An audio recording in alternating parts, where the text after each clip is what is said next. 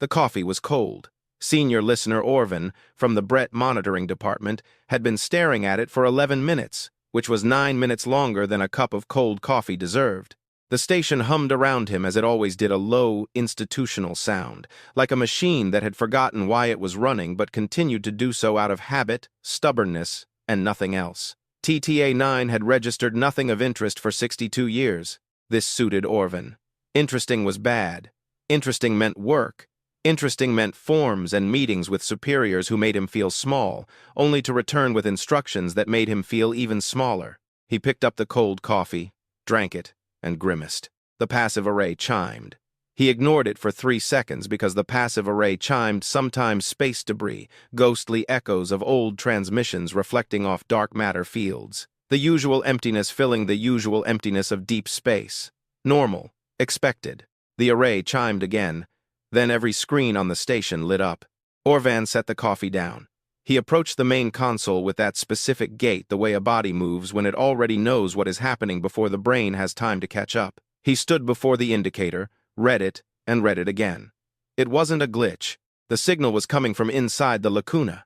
He froze for a moment. His people had a word, an old word, older than their current language, passed down from whatever they spoke before they learned to talk in straight lines. It described the feeling that a thing you believed impossible had chosen the exact moment you were holding a cup of cold coffee to become a reality. The word consisted of 7 syllables and could not be translated into any other language without losing most of its meaning. He felt all 7 syllables simultaneously in his chest, in the very place where certainty used to live. The signal was not a distress call, nor was it a navigational ping. It did not propagate through electromagnetic space at the speeds dictated by physics or via channels approved by physics. It arrived differently, through something else, something the instruments on TTA-9 were never built to measure. They measured it anyway, just as a sleeping person hears a sound in a dream and knows, before waking or thinking, that the sound is real and coming from outside the dream. All the station's AI systems turned toward the signal at once, not because any program commanded them to. Orvin checked. He checked 3 times, because that is what one does, and then he checked a 4th time, because the act of checking was a way to delay what he already knew. There was no program, no directive. They simply oriented themselves. All of them, like compass needles suddenly remembering a north they had been ignoring. He sent the message up the chain. He kept it short. When you spend enough time watching empty space, you learn that short messages travel faster, and some messages need to move very fast. His message was 31 words long. The last sentence read, "It is approaching." He sat back down. He did not touch the cold coffee again. The signal hit the Concord's relay network like a stone thrown into still water. Only the water was a 6,000-year-old organized galactic civilization, and the stone was something that shouldn't exist. The ripples spread with the speed of panic, which is faster than light and has absolutely no respect for proper channels. By the time Lazarus emerged from whatever it had been traveling through, 40 astronomical units from the Concord border, it was whole, undamaged, and humming at a frequency a ship should not be humming at. 17 emergency sessions were already underway simultaneously in 4 stellar systems. The ship looked wrong, not damaged wrong, or broken wrong. The hull was intact. Systems were operational. No emergency beacons, no distress signals, no signs of battle, collision, or any of the throat-clearing disasters the Concord had prepared forms for. It looked wrong the way a person looks after passing through something immense and returning. You can't point to a single thing. The face is the same, the hands are the same, but they are held differently now. They occupy space in a new way. They look at you as if they have been talking to something much larger than you, and they are still sitting somewhere inside that conversation, patiently waiting for you to catch up. The hull of Lazarus was marked neither by weapons nor debris. Something had passed over its surface like weather, like years of harsh weather leaving traces behind. Some marks were dark, like old burns. Others caught the light at certain angles and reflected it in colors that were not in the Concord's official catalogs. The ship had been missing for 43 years. It did not look 43 years older. It looked like a ship that had passed through a kind of time the rest of the galaxy did not use. The first hail was sent in standard Concord format. 7 languages, 16 frequencies, A full greeting protocol that hadn't changed in 3 centuries because 3 centuries of it working had made everyone stop asking if it was still the right approach. Lazarus answered in all 7 languages at once. The same message, perfect translation. 0 delay between a ship 40 AU away and a station that was very much not 40 AU away. John Sa, a Brett linguist on duty with 4 doctorates and 2 centuries of field experience, a woman known for being the first voice of the Concord in 3 different first contact situations, and famous for her calm in impossible scenarios, stared at her indicator for a long time without saying a word. Then, she asked to be relieved of duty. She used a formal phrase meaning, "Please put someone else here. I need to not be this person right now." She left the comms room, sat in the hallway outside, and did not move for a while. The message from Lazarus was simple. Commonwealth Earth Ship Lazarus, Registry EK 7741, Commanding Officer Captain Ezra Munoz. We were inside the Lacuna. We are emerging. We are intact. We have things to say. We would like to come home. Below the formal message, in open text, were 13 additional words. We know this will be difficult. We apologize in advance. We are coming anyway. The Brett Council of Elders gathered 6 hours later. The meeting was classified at a level that didn't officially exist in current documentation. Junior council members, seeing the secrecy code on the meeting notice, realized they had never seen it before, not because it was new, but because it hadn't been needed in their lifetimes. The original documents bearing that code were old. The ink had faded to the color of a stale bruise. 2 or 3 words were spoken at the start of the session by the oldest member in a language the Brett people used before they reached the stars, before they became the kind of people who organized star travel into as committees, protocols, and border agreements. The junior members heard those 3 words and did not understand them. They would spend the rest of their lives trying to learn what they meant. Those who found out would wish they hadn't. The senior members froze for a moment. Then the session began, and it lasted a long time. What was decided there was not entered into any record the junior members were allowed to read, and the consequences only became clear much later, when it was too late for the decision to change anything. But before the session ended, everyone in the room agreed on one point.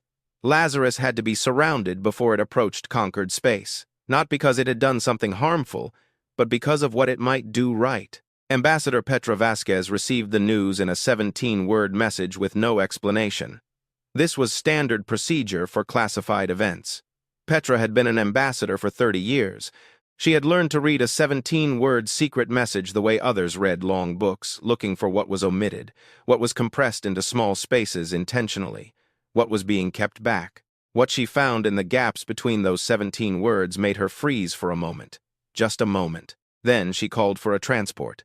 She was 61 years old, not a person who froze easily. She had negotiated 3 trade agreements, 1 truce, and 1 deeply uncomfortable situation involving the Shaunhali that she still couldn't legally discuss in public. She had sat across from people who wanted diametrically opposed things and found some small common ground each time. Now she froze. It was noticeable, and she allowed it to be noticeable for exactly 1 moment before setting it aside. In the transport, 3 hours away from the growing quarantine zone, she saw on the navigation screen that new warships were arriving from 4 directions. The whole situation was expanding like a held breath that could no longer be contained. She read the crew list. Lazarus had left Earth with 214 people on board. The list still said 214 people, the same names. They had the same crew IDs, still deactivated in the official Commonwealth Earth Registry because reactivating the IDs of the dead seemed wrong, even years later, even after everyone had stopped actively mourning. She scrolled slowly through the list. 3rd page. Middle of the page. Yara Oz, Lead Systems Architect, age 44. Petra set the list on the seat beside her.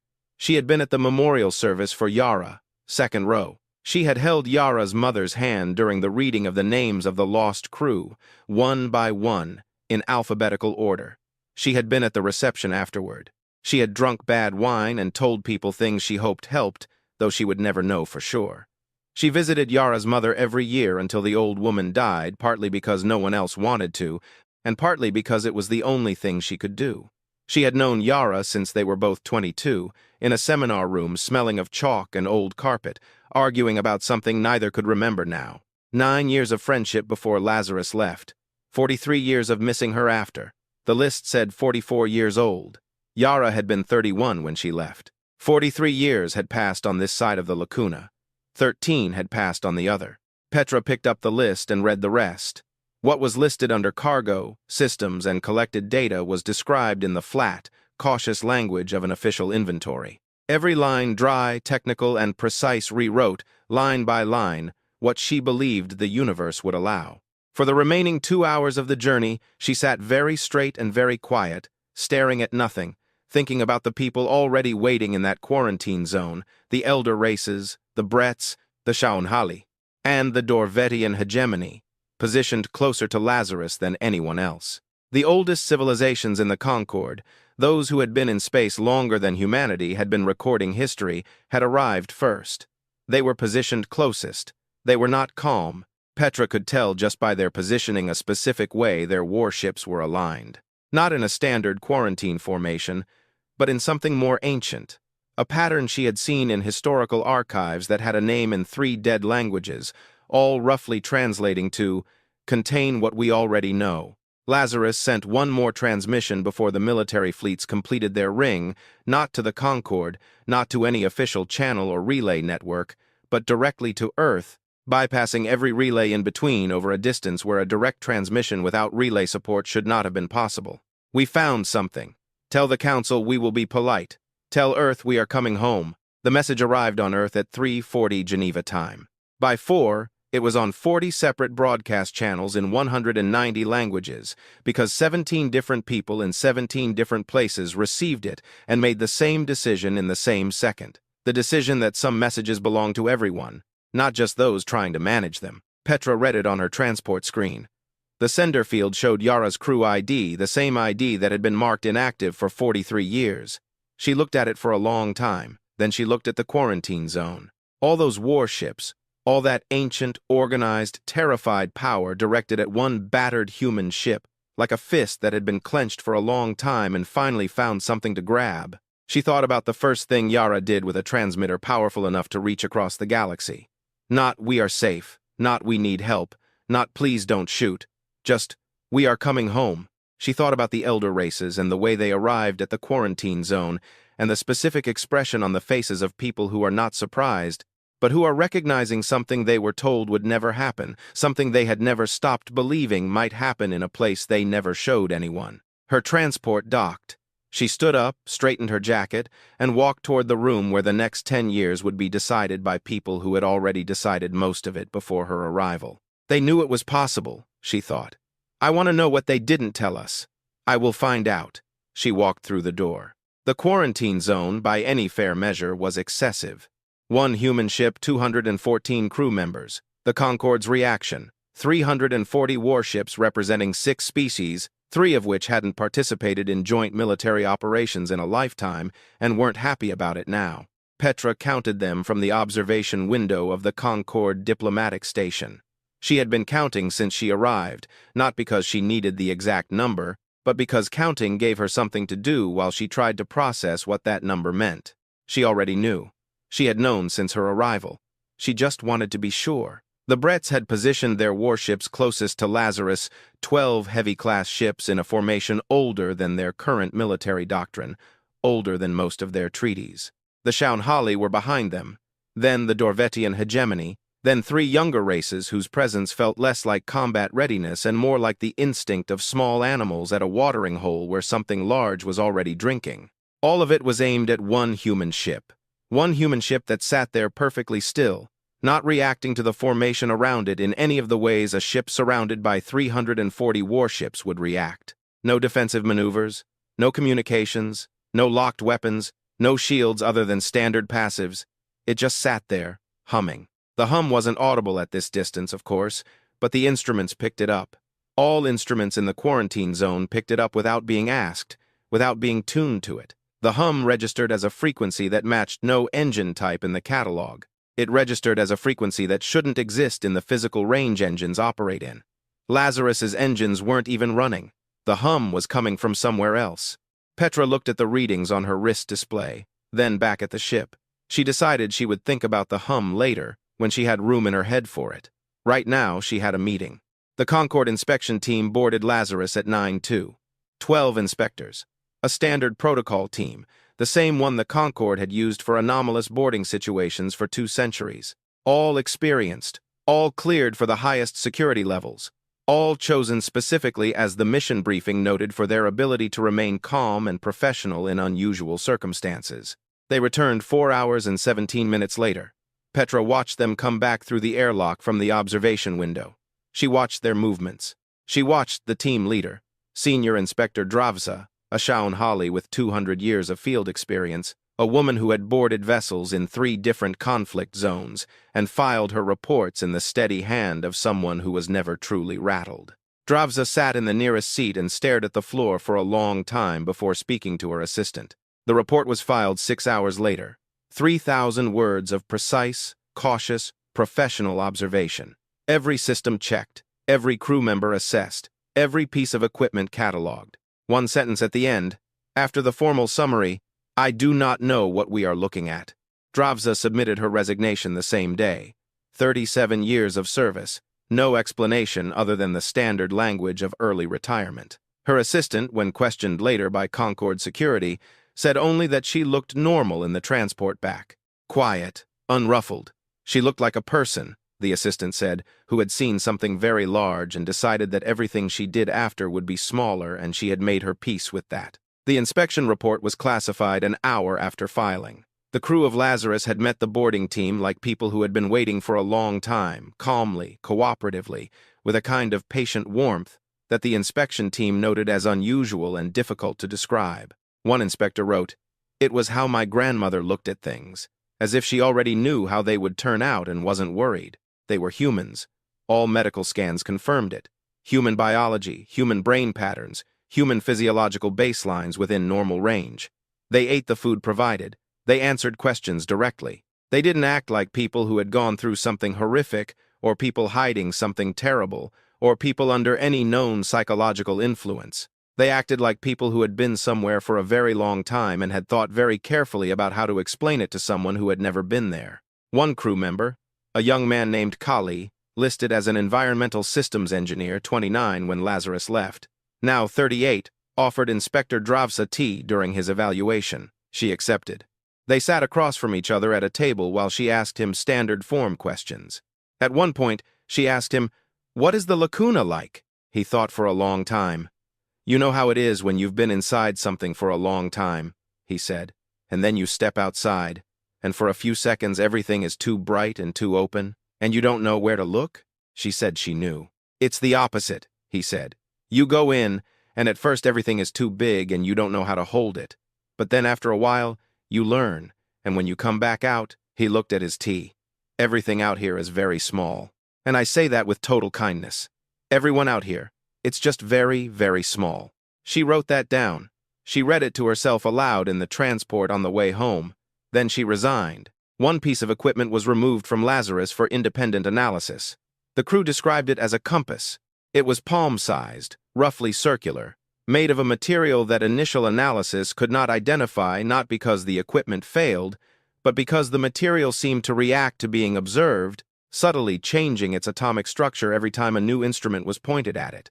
It was as if it were interested in the instruments, as if it were performing its own analysis at the same time.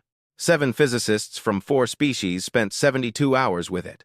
The device, simply by being in the room and being active, it powered itself without any detectable source, violated 4 laws of physics. It didn't bend them, it created clean breaks, like ice snapping rather than bending.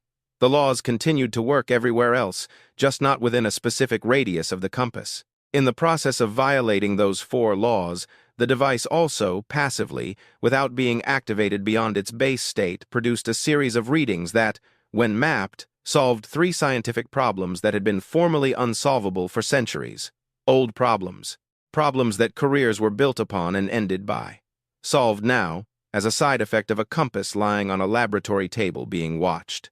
The joint report from the physicists was classified before it was even printed. One of them, a Brett researcher named Sovatel, was removed from the project on the 3rd day and transferred to a station as location was not shared with her colleagues. She went without protest. Later, one of the remaining physicists found a note she had left in the lab break room. It said, "The equations don't end here. They continue. I don't think they ever end." No one knew what to do with that, so they classified it too. The elder races held a closed session. Petra was not in the room. No one below a certain seniority level in the council was.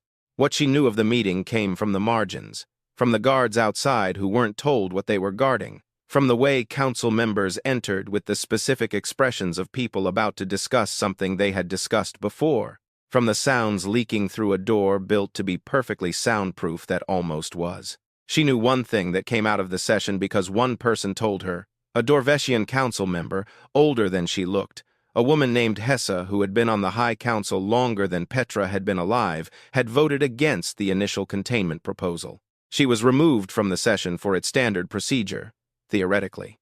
She passed Petra in the hallway on her way out. She stopped for a moment. She looked at Petra with the specific gaze of someone about to give you something because they can't carry it anymore, and you happen to be the nearest person. "The last civilization the architects contacted were the Marin," she said. "Do you know the Marin?" Petra said she had read about them. "They were contacted," Hessa said. "They were given access to something large." She paused. "Then they left. The entire civilization. Every ship, every world. My grandmother was alive when it happened. She said the sky above our colony was full of Marin ships, and then it wasn't. She said they looked happy." She looked at Petra for another moment. "Architects don't give weapons," she said. "They give doors, and some doors, once opened, cannot be closed from the outside." She walked away down the corridor. Petra stood for a moment, then went back to her diplomatic negotiations, filing that away with everything else she wasn't yet allowed to think about. On the fourth day, Petra finally received permission to speak with Yara. She sat in a small room on the station, at a standard diplomatic table, behind a standard protective screen, and for the first time in 43 years, looked at her friend in the body of a person 13 years older than when she left, looking somehow younger than Petra expected. Not younger as in unchanged, but as if she possessed something most people spend their lives looking for, and few ever find. That thing sat on her face like low light in a room, not drawing attention to itself, just making things visible. "Yara," Petra said, and then she couldn't think of a single diplomatic phrase. 30 years of training, 3 trade agreements, 1 truce. "Hi," she said. "Hi," Yara replied, in the voice Petra remembered. The exact same voice. They looked at each other across the table. "Where were you?" Petra asked. Yara considered the question the way one considers a question in a language they used to speak, and are now relearning one word at a time. "Somewhere they wanted to know if we were worth talking to," she said. "We were inside for 13 years, we learned. There's a library there. Except library is the wrong word. It's more like learning to read what was always there. In everything. In matter. In movement. In how space moves. Are you okay?" Yara looked at her. "I'm different," she said. "That's not the same as being okay." She said it without apology. "I missed you," Petra said. "I know," Yara said. "I'm sorry it was like this. I'm sorry I couldn't tell you where I was." They sat in silence for a moment, in the specific silence of people who have everything to say and wordlessly agree to wait. On the 5th day, Lazarus performed a demonstration without warning, without announcement, without a formal request for attention. For 11 seconds, every vessel in the quarantine zone, all 340 of them, received a complete, perfect, immediate knowledge of the exact location of every other ship within a 20-light-year radius. Not a sensor feed, not a data packet, not a map on a screen, but knowledge, direct and complete, as if remembering something they had always known but had somehow forgotten how to access. Then it stopped. The silence on 340 command bridges was identical, of the same duration, the same quality. It was the silence of people who had just been shown something that changed the scale of what they considered themselves to be. Lazarus broadcasted nothing before or after. It didn't need to. The demonstration wasn't a threat. Threats have a specific syntax, the language of comparing what might happen against what is happening. This wasn't that.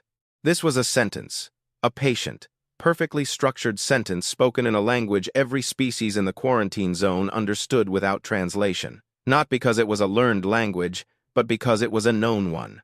The sentence was, "This is one thing we have. There are others." That evening, Petra received a private message from Yara, arriving at the same time as the official Concord vote to extend the quarantine indefinitely. The timing was not a coincidence. The message was 6 words. "They are going to try and drown us." Petra read it twice. She thought of Hesse in the hallway, of the 3 words spoken at the start of the Brett session, of the compass on the lab table solving 9 centuries of problems as a side effect. She thought of the 340 warships and realized they weren't there to contain a ship or a crew. They were there to contain an idea, the fact of what had happened, which couldn't be undone, which was already spreading faster than a quarantine could catch it, which was already in the hands of 17 different broadcast channels. A Brett physicist's note in a break room, and the memory of a Dorvettian council member who voted no. Petra sat alone on the diplomatic station for a long time. Then she began making her own plans. The interrogation room smelled of recycled air and old coffee. Petra had asked for something better. A real room. Not an interrogation cell, nor a diplomatic space with wall-integrated recording equipment and official seals on the door, just a room. A table, 2 chairs. The kind of space where people talked rather than testified. She got it. Someone owed her a favor from a long time ago, and she spent it on this. When Yara walked in, unaccompanied by guards, another thing that wasn't standard and had cost Petra dearly, she sat at the table. She looked around the room the way one looks at a familiar place they've been away from for a long time, not searching for anything specific, just taking inventory, making sure it was still real. "Ordinary coffee?" she said. Petra poured her a cup. "Is it okay?" "I didn't know if it would be okay." Yara cupped the mug with both hands. "Everything out here is okay. It's just small. I say that with sincere warmth. I mean it as a description, not a complaint." "You've used that word twice now," Petra said. "Small." "I know." Yara looked at the coffee. "I'm working on better words. I've been working on better words for 3 years. The one I keep coming back to is small. I think it might actually be the right word, and I just have to accept it." Petra sat across from her. She had a recording device on the table, authorized, visible, which Yara looked at and did not object to. She had a list of official questions to work through. She had 30 years of diplomatic training telling her how to open a sensitive conversation. She said, "Tell me everything." Yara told her. It took 4 sessions to tell it correctly. The first session was about logistics, technical history, the ship's trajectory, the entry into the Lacuna, and what the instruments recorded in the first few hours. Yara spoke in the flat, cautious language of a systems architect giving a briefing. The instruments recorded things they weren't supposed to record. The navigation system ceased to apply after about 6 hours. Space inside the Lacuna was not the same type of space as space outside. Not broken space, not damaged space, but a different type of space, the way blue is a different type of color than red. Not worse, not wrong, but different in a way that required a new way of looking. The second session was about what they found. "There was a word we kept using," Yara said. "Library. We called it the library because we had to call it something, and library was the closest thing we had. But the word is fundamentally wrong, and I want to be careful with it." "Wrong how?" Petra asked. "A library is a place that holds information separate from you. You go in, you find what you're looking for, you take it out. The information doesn't change you, or if it does, it's slow, not through the act of reading and thinking in time." She held the coffee with both hands. "The library isn't like that. The information is in the things. It's in matter, in space, in the way energy moves through systems. It's always been there. It's been there since the universe started. The architects didn't create the information. They created a space where a consciousness, a person, a thinking being could learn how to read it. And the architects? We don't know who they are. We have guesses. None of them seem adequate. They are old in a way that makes breathing feel recent. They are patient in a way that makes geological time feel hurried. They communicate, but not with words or signals. In our neural arrangements, in the shapes of what they build, the library itself is how they speak." She paused. "The best we could understand is that they've been running this test across the galaxy for a very long time, creating lacunae, making them impassable by standard means, waiting for a civilization to enter, to survive the entry, and to stay." "Stay?" Petra repeated. "That's where most civilizations fail." Yara looked at her.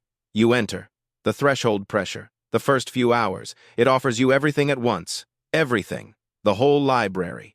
And your instinct, the instinct of every intelligent species, is to reach out, grab it, and bring it back. The faster, the better. More information, more power, more survival. It's not a stupid instinct. It's what allowed every spacefaring race to reach the stars. But it doesn't work. When you reach for the library as something to be owned, it closes. Not as a punishment. It just closes, like a wild animal closes up when you reach for it. It's not meant to be grabbed. It's meant to be studied how you learn a language, how you learn a person, slowly, giving full attention to what it actually is, not what you want it to be. She set the coffee down. We stayed for 13 years. We almost didn't. The third session was the hardest. Petra had saved this question. She knew, as a diplomat, that there is an order to difficult questions. You lead into them. You let the person find their footing. You ensure there is enough trust in the room to hold the weight of what you're about to ask. Tell me about the decision, she said. The captain's decision in the first 6 hours. Yara went quiet for a moment. Threshold pressure, she said. That's what we called it. It starts in the first few hours inside the Lacuna. The library opens up just enough for you to feel the scale of what's in there, and it's immense. It's the size of everything we don't know, which is almost everything, which turns out to be almost infinite. She looked at the table. It's a kind of choice, not given in words, not offered with options, just present. You can feel it, like you can feel a question before it's asked. What was the choice? To take it or to learn it? To reach for it as a resource or to come to it as a student? Those two things look the same from the outside. From inside the threshold, they feel completely different. One keeps the library open, the other shuts it. She paused. Ezra understood that. I'm not sure how. Some combination of his own instinct and 8 years of studying the researchers who failed before him, and something I can only describe as the specific stubbornness of a man who is too curious to be greedy. What happened at the meeting? He called a general ship assembly in the 6th hour. He said, I think we have a choice to make, and I think we need to make it together. And I think if we get it wrong, we're going to lose something that can't be gotten back. Then he asked us, what do we want? Not what can we do with what's here, but what do we actually want? She looked out the window at the quarantine zone. 213 of us voted to stay and study it. No agenda, no collection plan. Just sitting there and trying to understand it for as long as it took, because we are scientists, and this is the biggest thing a scientist has ever stood in front of. And the 214th vote? That was Ezra. A corner of a smile. He voted to go home. He said later he felt the crew deserved the truth about what he wanted, and he wanted to turn the ship around and get everyone back safely and never look at anything that big again. The smile turned into something more complex. He overrode his own vote. He cast it, then he overrode it in his capacity as captain, and set the ship for long-term observation inside the library. And that opened it. It opened it. She was silent for a moment. The architects registered the voice. Not the majority. The honesty. A captain who was terrified and admitted it, and then chose to stay anyway, not for glory, not for resources, not even for humanity. Just because his crew asked, and he trusted them more than his own fear. She looked Petra in the eyes. Every other civilization that reached the threshold failed because their response to enormous things is armor, system, protocol, the instinct to take before someone else does. The Bretts turned away by silent consensus. Not even a meeting, just a collective decision to treat the Lacuna as something to be managed, not entered. The Shaunhali sent a probe, which is the same thing. The Dorvetians entered and lasted 9 days before threshold pressure broke the crew's cohesion, and they evacuated. And us? We were 3 weeks away from losing our first ship, a first contact mission in all but name. We were grieving, underfunded, and we had no plan other than to finish the survey route and go home. We went into the Lacuna because Ezra said we were already in the area and the mission briefing technically included anomalous space research, and there wasn't money for a dedicated expedition anyway. Yara looked at her. We stumbled in, and then we stayed because 213 out of 214 people wanted to. And the 214th was honest about not wanting to and chose his people over his fear. That's the story. It's human. It wasn't power. It wasn't intelligence. It wasn't better technology or a superior civilization. We were broke, grieving, and stubborn, and we had a captain who was scared enough to be honest and trusting enough to be convinced. Apparently, the universe was waiting for exactly that. The 4th session was where the break occurred. Petra watched it happen. She knew Yara well enough to understand that everything up to this point had been the managed version, the version you give when you are a trained professional who has been inside something for 13 years and has had time to build a careful structure around it so you can carry it without being crushed. The facts, the technical parts, the parts that could be described in words that already existed. They were deep into the third hour when it happened. While Yara was explaining something about how the library processes consciousness, how it works through attention rather than technology, how learning is physical rather than abstract, how the crew spent years in states of concentration so total that the boundary between self and information became very thin, she stopped. She looked at her hands. She was silent for so long that Petra stopped writing. "I'm missing 43 years, Yara said. "I know that. I've known it since the start." The time difference was something the library made visible early on, not as a warning, just as information. "I knew I was losing Earth time every year I was there." She looked at her hands again. "I missed your face aging. I missed my mother. 7 years ago, my brother sent a message to the ship's comms archive. We were allowed personal transmissions into the library channel, reduced bandwidth, once a month. I received it 4 months after she died. I read it in a room filled with the deepest, most ancient knowledge ever available to a thinking being in the universe." She stopped again, "And I felt nothing," she said. "Not because I didn't love her, because I was somewhere else, learning something immense, and I had no room. I read it, set it aside, and went back to what I was doing. And the sentence didn't end. It just cut off. I've been trying to feel it since we came out. I've sat with it for 3 years, and I understand it, Petra. I understand exactly what happened and why, the physics of it, the neurological component of what prolonged exposure to the library does to the depth of attention a person can give a single object. I can explain it to you in 4 languages and 2 mathematical frameworks." She looked up. "My mother is still gone," she said, "and I don't know what to do with the part of me that wasn't there." Petra said nothing. She offered no comfort, no perspective, none of the things 30 years of diplomatic training had given her for difficult moments. She knew Yara well enough to know those things would be seen as filling a silence that needed to stay empty. She sat with her in the room, smelling of recycled air and old coffee. She let it sit. At the end of the 4th session, Petra asked the question she had saved for last. "Does it actually work? Everything on the list outside the Lacuna. Here, in normal space. Does it function?" Yara leaned back in her chair. She looked tired, warm, and complicated, like someone who had been through something so big that everything she felt about it was true at the same time. "While we've been sitting in this room," Yara said, "the Lazarus's passive systems have mapped the gravitational signature of every ship in this sector, modeled their engine degradation curves for the next decade with a precision your engineers will find offensive to their current forecasts, and identified 17 uninhabited planets within 40 light-years that meet every criteria your terraforming department has been looking for since before you were born. And," she paused, "cross-matched the medical data from the quarantine zone's medical files with the library's biological frameworks to flag 12 undiagnosed conditions in crew members from 4 different species, which, if treated in the next 6 months, won't become serious." She held up one finger. "That's the passive system. That's a background process. Monitoring state." Petra looked at her. "We haven't even started yet," Yara said. "We haven't turned anything on. We've been sitting in a room talking, and this is clearing the throat." She pointed at the wall, toward the quarantine zone, the 340 warships, the secret reports, the elder races, and everything on the other side of the door. "That is what they are afraid of." She let that sit for a moment. "Petra," she said, "when do we start?" The vote was 11-2. 11 species in favor of destroying Lazarus and placing Earth under Level 9 quarantine, the highest class in the Concord, used exactly twice in recorded history. Once for a biological weapon that had already killed 8 million people before containment, and once for a civilization whose entry in the historical registry was intentionally incomplete, marked with restricted access and no explanation.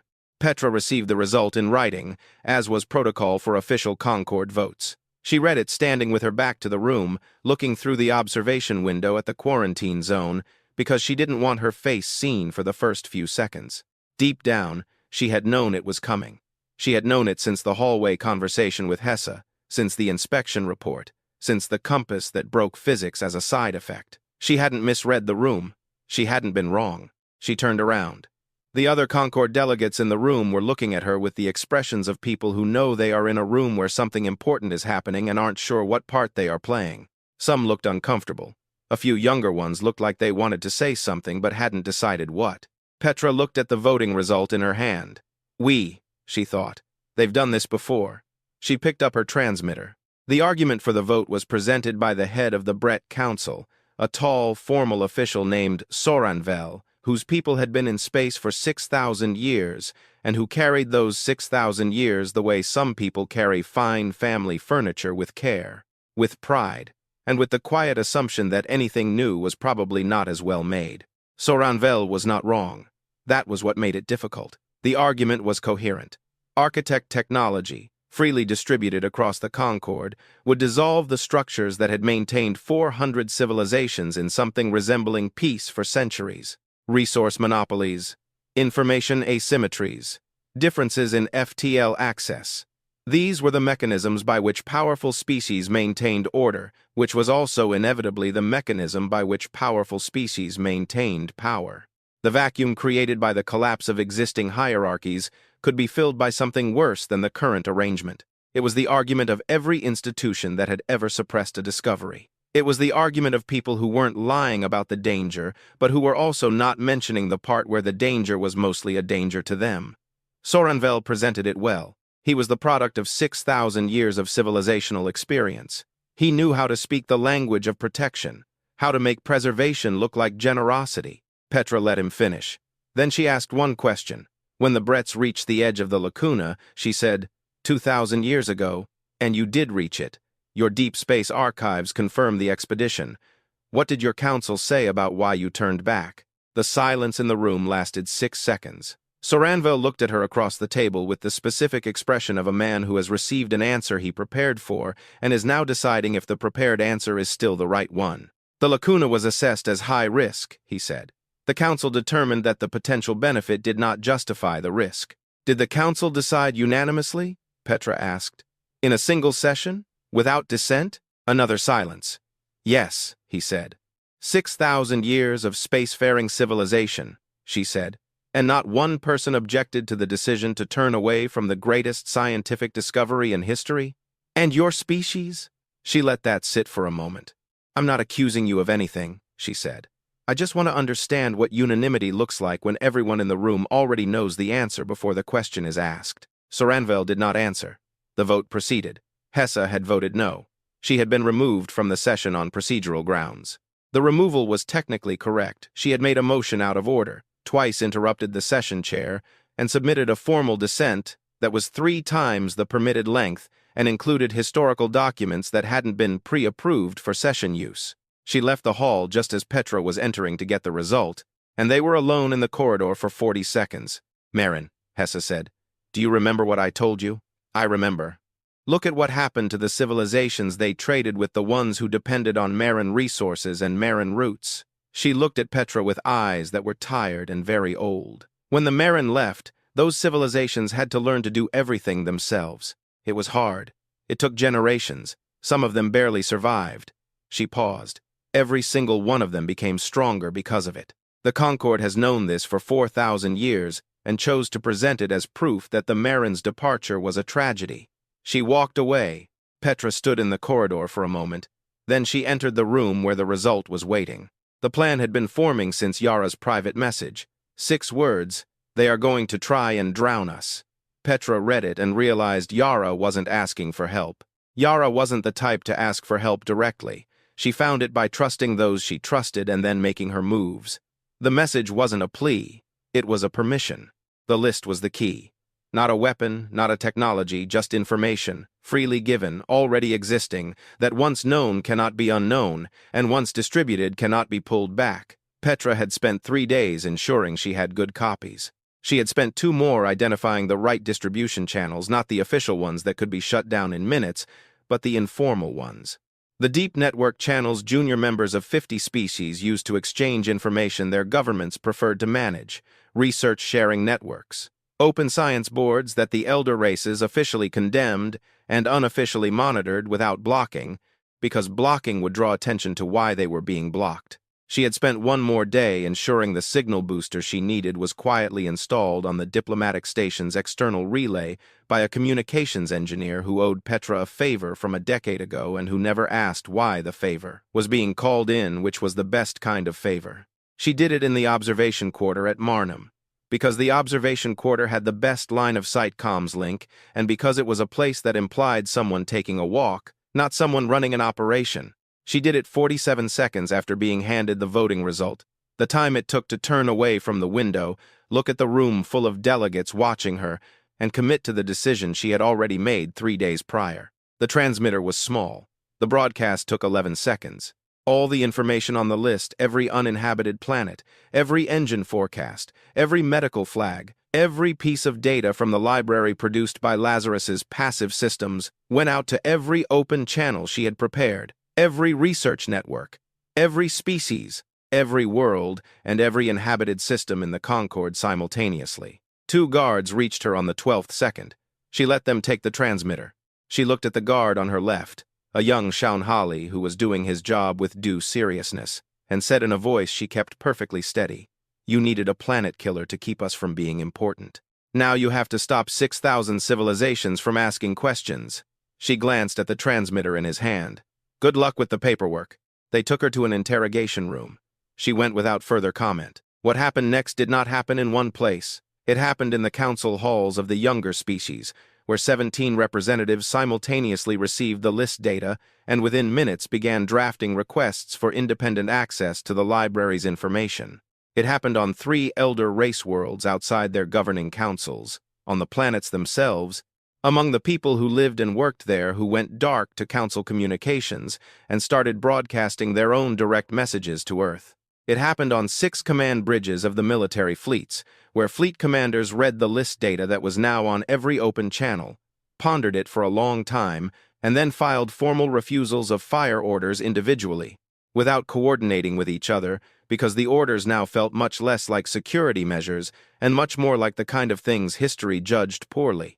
The Inner Council of the Shaunhali issued a 40-word statement, published publicly without restriction, something that hadn't happened in 3 centuries of Shaunhali governance. The statement was essentially a very long and very formal apology for knowledge that had been known and not shared.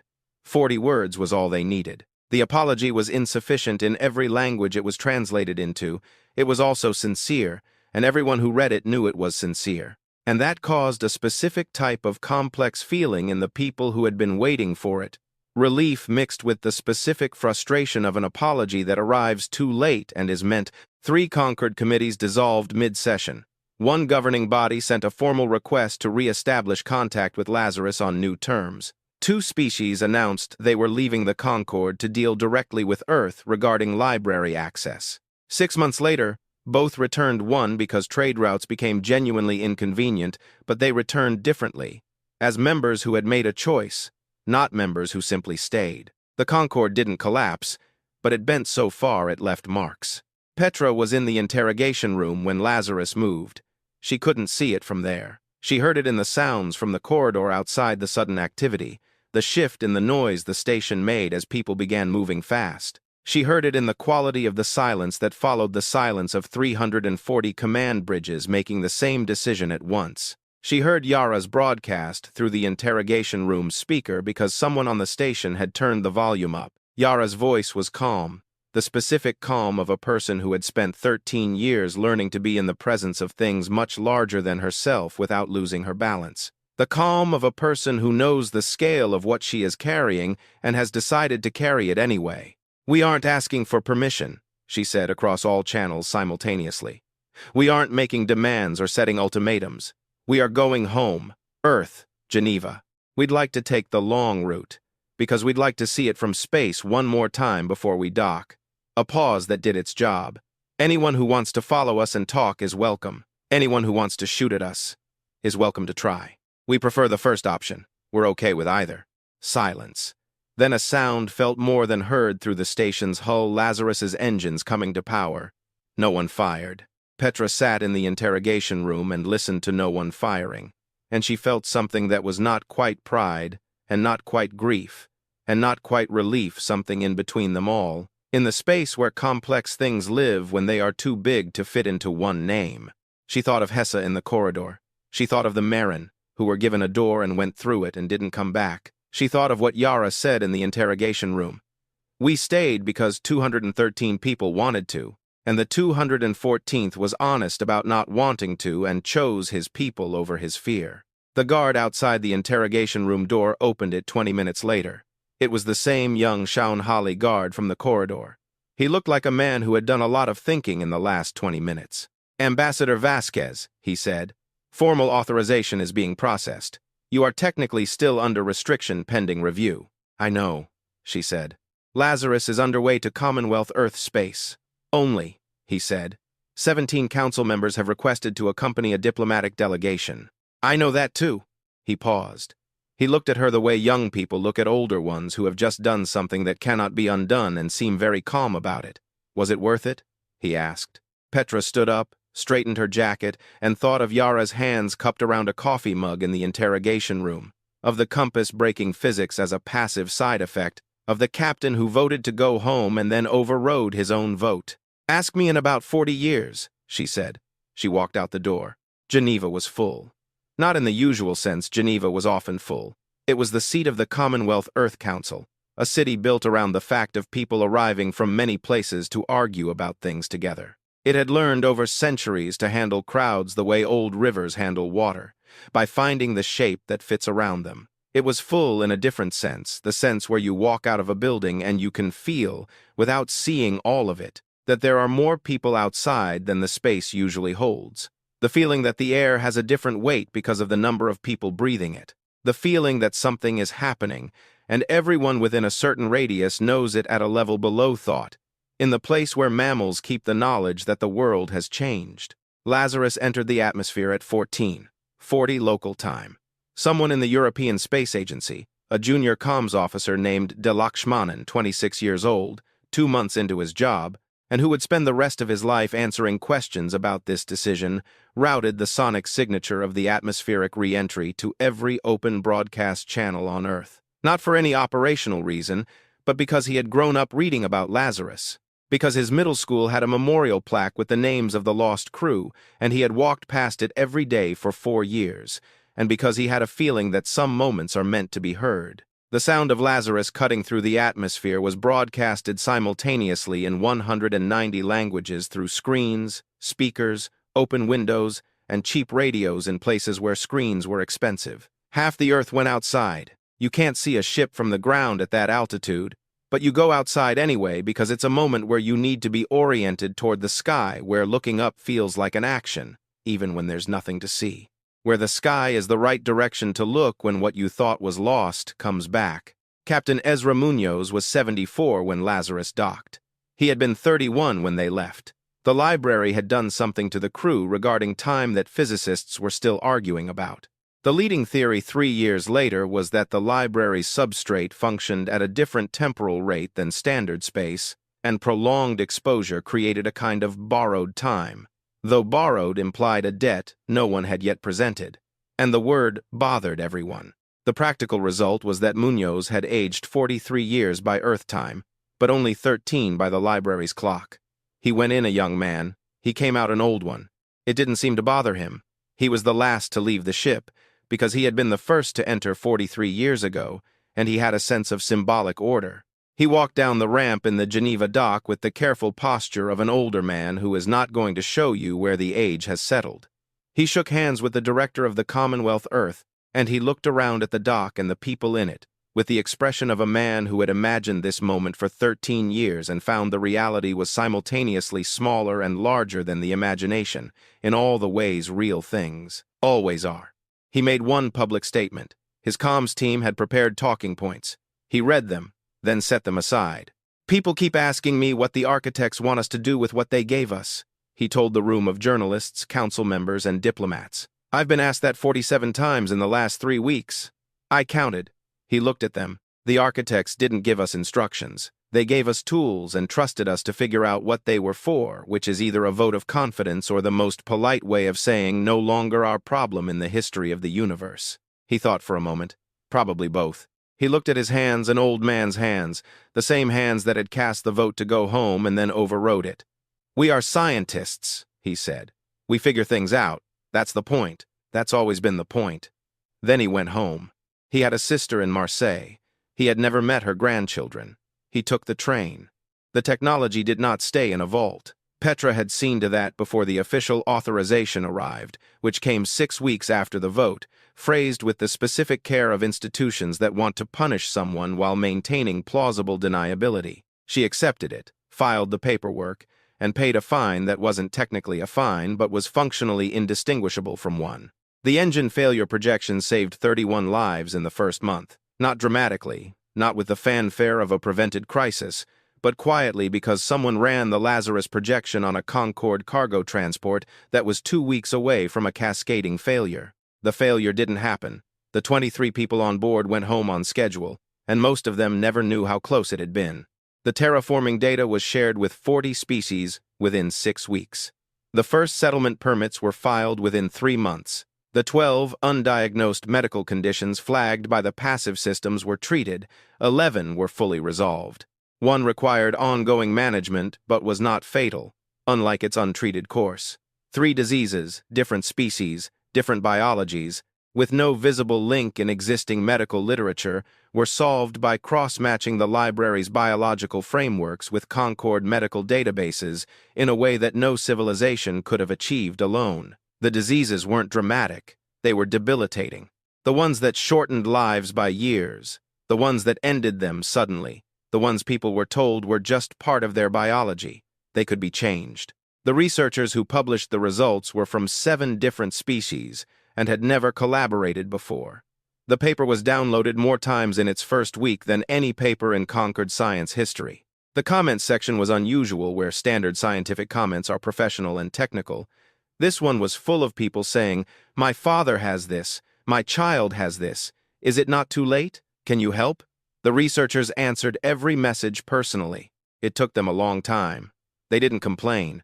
The Concord reformed. Not cleanly, not quickly, not in a way that was comfortable for anyone, including those who wanted it reformed.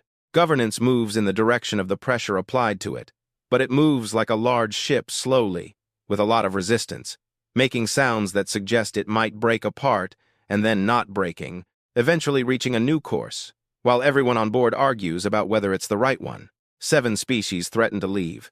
2 actually did. Both returned within a year for trade reasons. Soranvel of the Bretts resigned from his council post 3 months after the vote. His statement was 4 paragraphs long, cautious and formal, stating that the changing situation required leadership better suited to it. The 4th paragraph was shorter than the others. It said his civilization had chosen armor over curiosity 2,000 years ago, and that it was the right choice for the survival of his people and the wrong choice for their development, and that he regretted it took events of this scale to make the distinction visible. 40 words was all he needed. The Dorvetian hegemony opened its historical records, the ones classified since the expedition to the Lacuna 4,000 years ago. 40 years of personal crew journals before threshold pressure broke them. 40 years of people trying to understand something they had come to too early, or with too much armor, or with the wrong set of questions. The journals were published. Scientists and historians read them, and ordinary people read them too, because the journals were written by people, not scientists. What they wrote about, between the technical observations, was the feeling of being in the presence of something so large it changed the scale of who you thought you were. People recognized that feeling. They had all felt it in smaller forms, standing at the edge of something immense, holding what was too big for one person to hold alone, and yet holding it. Yara didn't become famous. She wasn't interested in fame. She went back to work. Lazarus's systems remained active, the most powerful passive survey tool in the world, and they needed a systems architect. She was the one who understood them, and that was enough. She visited her mother's apartment once. Her brother had kept it not perfectly preserved. He had a family, and he used it as the family needed. But he kept the things that mattered, the books on the shelf in the order she remembered, the lamp in the corner that had belonged to their grandmother, the window facing east that caught the morning light in a specific way their mother liked. When Yara stood in the middle of the apartment for a long time without saying anything, her brother stood in the doorway and didn't fill the silence. He had learned over the years since Lazarus returned that some of the silences his sister sat in were doing work, and the right thing to do was to let them do it. "She knew we were alive," Yara said finally. After the first year, she said she knew. "She said that every year," he replied, "to anyone who would listen." Yara looked at the lamp in the corner. "I'm sorry I wasn't here," she said. "I know. he said. She knew too. She wasn't angry about it. I know she wasn't. Yara looked out the window. The morning light was doing what it did.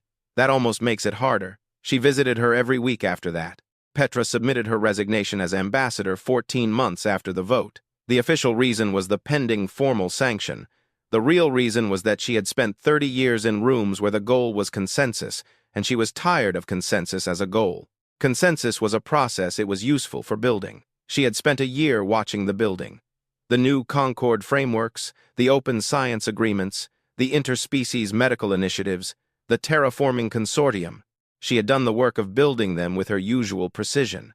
Now, she wanted to see what was built from outside the room where it happened.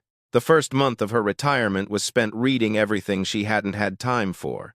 Then she read the Shaun-Hali 40-word apology, all of it, which she hadn't had time to read carefully before. She read it for 3 days. Then she called Yara. "The Shaun-Hali apology," she said. "Page 42. Yara, from somewhere on Lazarus, said, "I know. They catalogued every time a younger race reached the edge of the Lacuna, and they said nothing. 17 times in 1,000 years. I know. They watched us enter. We knew someone was watching from the outside while we were in the library," Yara said. "We didn't know who or why. We found out later." A pause. I was angry about it for a while. Then I thought about what the threshold pressure feels like from the outside, watching another race go through it. And I thought about what it must have been like, watching 20 years of transmissions that didn't make sense to anyone not inside. A pause. I understand why they didn't know how to explain it. I barely know how to explain it myself, and I was there. "Are you still angry?" "Sometimes," Yara said. "Anger is a familiar feeling. I reach for it when I need something to hold on to." She paused. "I'm working on it." 3 years after Lazarus docked in Geneva, an Ossetian Confederation ship disappeared into the Lacuna. The Ossetians were younger than humanity by a long shot, a race that had been spacefaring for less than 200 years, which in Concord terms made them children. They were treated with the affectionate condescension older civilizations show new ones, certain that the new ones will eventually learn patience, restraint, and the other virtues that are really just different words for knowing your place. The Ossetians had read the public Lazarus files, all of them, 3 times over, according to the access logs. They had read the transcript of Munoz's general ship meeting more than any other document. They had submitted a formal request to the Commonwealth Earth for library access, polite, detailed, and 300 pages long. Then, they stopped asking. Their ship, the Vin, a medium-range scout with a small budget and a crew of 38, disappeared from Concord, tracking at the Lacuna border on a Tuesday morning. No distress signal, no request for permission, a trajectory of entry identical to Lazarus's, down to the angle of approach. Yara was monitoring from Lazarus's active systems. When it happened, she watched the tracking blip on her screen, the little blip representing 38 Ossetian crew members heading into something that had waited 40 years for the right visitors. She felt something for which she had no name, something that lived in the region of recognition and hope, and the specific pain of a person who has passed through something and is now watching someone else walk toward it. She called Petra. "The Ossetians just entered," she said. Petra, from her retirement home in the countryside near Geneva, looked up from the book she was reading. "I saw it on the news feed. How long will it take?" Yara looked at her tracking screen, the empty space where the Vin had been. "Depends on what they find and who they are willing to become." She went quiet for a moment. They were ready. The way they asked. The quality of the questions they were asking. 300 pages. They had done the right thinking. They weren't asking how to take it.